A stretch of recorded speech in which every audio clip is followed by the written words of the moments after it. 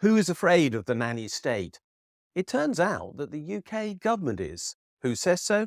The House of Lords do in a recent report on the state of medical health in the UK, particularly with regard to obesity and our overconsumption of ultra-processed foods. What do they mean by the nanny state? They use the term in the way that right-wing think tanks do.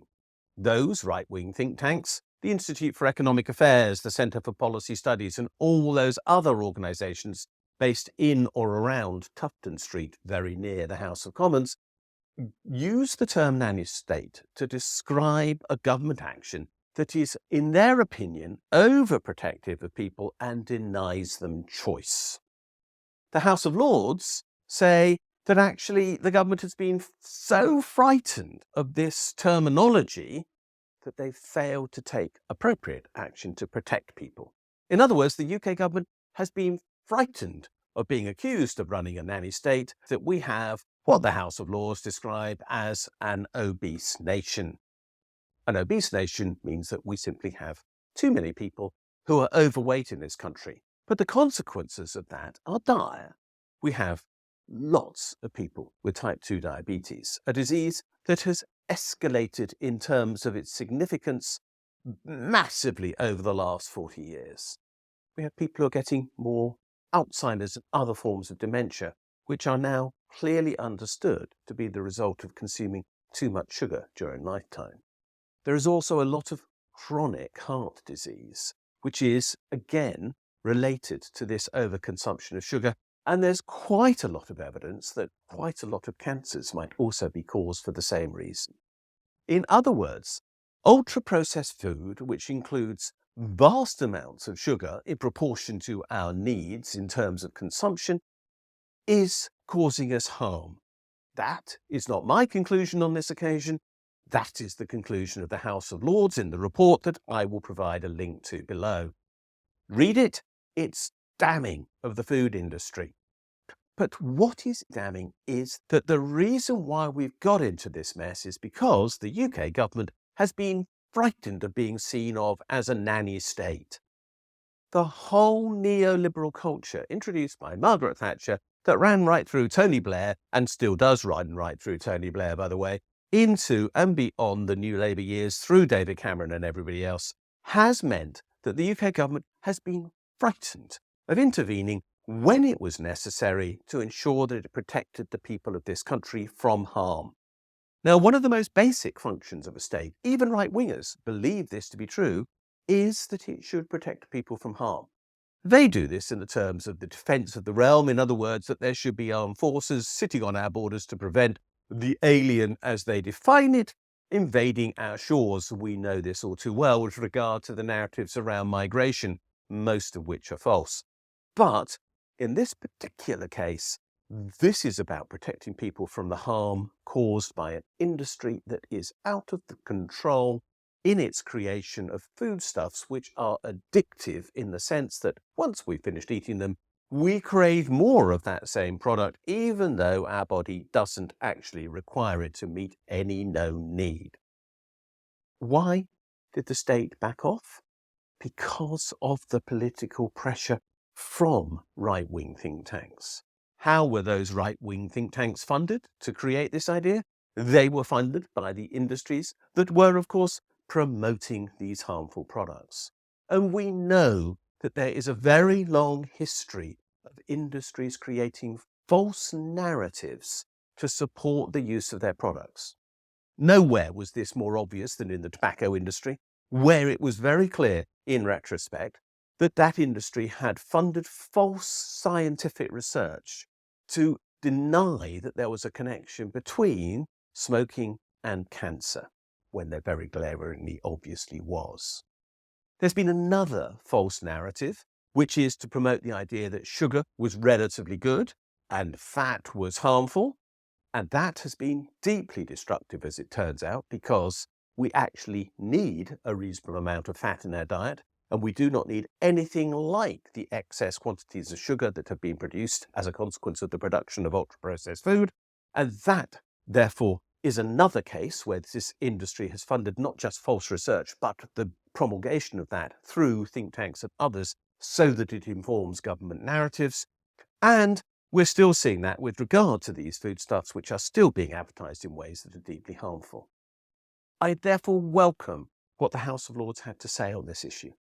When they looked at the role of the industry, the supposed food industry, and I say supposed deliberately because some of these things hardly qualify as food, but are nonetheless consumed by us as if they were. When they look at the role of that industry, they say that those companies who make a large proportion of ultra-processed foods in relation to their total turnover should be barred from any active role in government policy making.